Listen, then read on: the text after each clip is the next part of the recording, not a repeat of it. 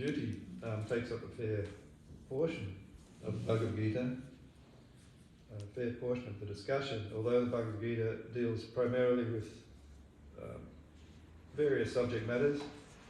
As described in a previous class, I mentioned the Bhagavad Gita deals with the Supreme Personality of Godhead, it deals with the individual living entity, it deals with the material world, it deals with time, it deals with karma.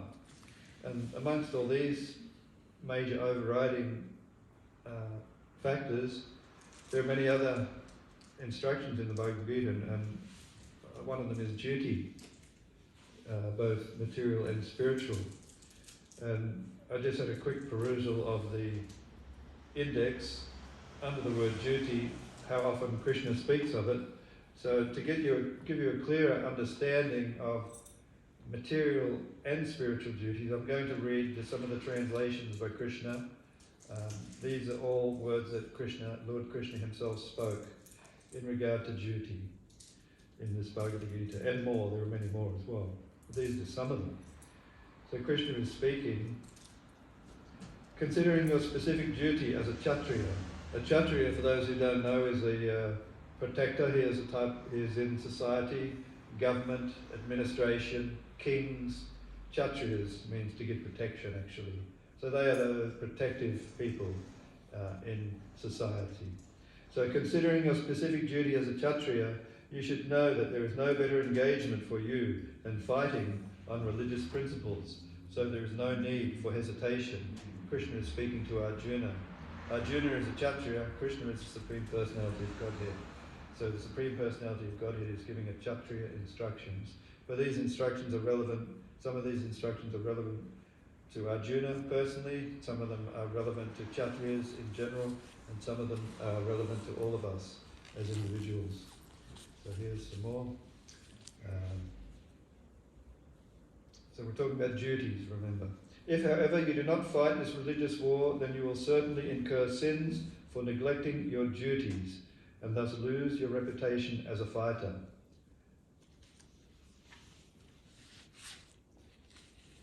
You have a right to perform your prescribed duty, but you are not entitled to the fruits of action. Never consider yourself to be the cause of the results of your activities, and never be attached to not doing your duty.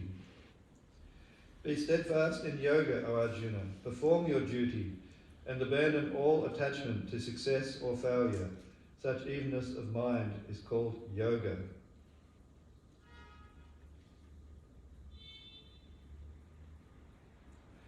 Perform your prescribed duty, for action is better than inaction. A man cannot even maintain his physical body without work.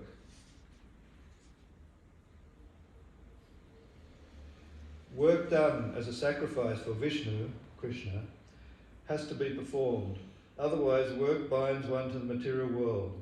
Therefore, O son of Kunti, perform your prescribed duties for his satisfaction, and in this way you will always remain unattached and free from bondage. Arjuna is the son of Kunti, and Krishna quite often mentions in the Bhagavad Gita, O son of Kunti, or Sayana Bharat. Krishna is reminding Arjuna of his royal parentage, his illustrious parentage on both sides of his family. Kunti is his mother.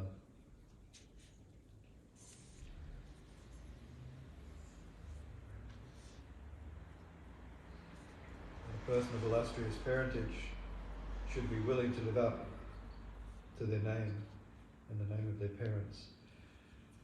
So Krishna sometimes jokingly, sometimes seriously reminds Arjuna of these things during the course of the Bhagavad Gita. A self-realized man, Krishna is saying, has no purpose to fulfill in the discharge of his prescribed duties, nor has he any reason not to perform such work, nor has he any need to depend on any other living being. Therefore, without being attached to the fruits of activities, one should act as a matter of duty, for by working without attachment, one attains the Supreme. Even kings like Janak and others attain the perfectional stage by performance of prescribed duties. Therefore, just for the sake of educating the people in general, you should perform your work. Again, Krishna is mentioning a royal parentage. Janak is the father of Sita, Maharaj Janak. So again, Arjuna is being reminded of his responsibility as in the royal family, as a leader, that he must perform his duty. The very next verse, of course, doesn't mention the word duty, but it is an important verse. Whatever action is performed by a great man, common men follow in his footsteps, and whatever standards he sets by exemplary acts, all the world pursues. Great man can mean a great good man, or even a great bad man. They may be great, but bad, greatly known, greatly reputed, and they will be followed too. So the onus is on Arjuna here to be a great good man, and the people can follow in his footsteps. More from Krishna about duties. As the ignorant perform their duties with attachment to results, similarly the learned may also act, but without attachment, for the sake of leading people on the right path.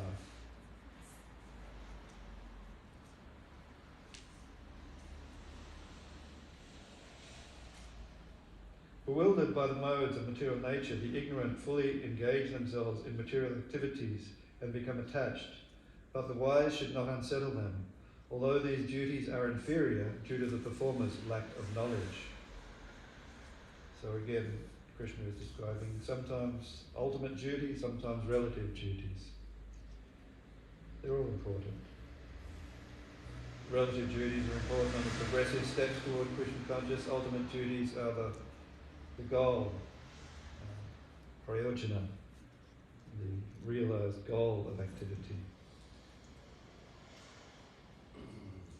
One who executes his duties according to my injunctions and who follows this teaching faithfully without envy becomes free from the bondage of fruitive actions. Without envy is a very important principle too, that Krishna often mentions in the Bhagavad Gita, to be free from envy. One can't perform devotional service, Krishna conscious spiritual activities, if one is envious. A huge stumbling block. The very next verse I read, the word stumbling block was in that translation, but that wasn't one with duties in it, so I'll continue with duties. It is far better to discharge one's prescribed duties, even though they may be faulty, than another's duties.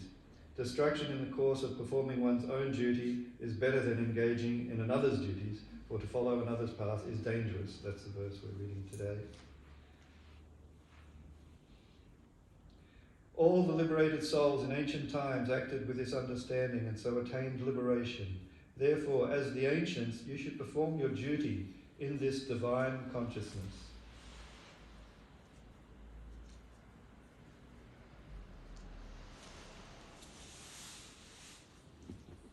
One who performs his duty without attachment, surrendering the results unto the Supreme Lord, is not affected by sinful action, as the lotus leaf is untouched by water.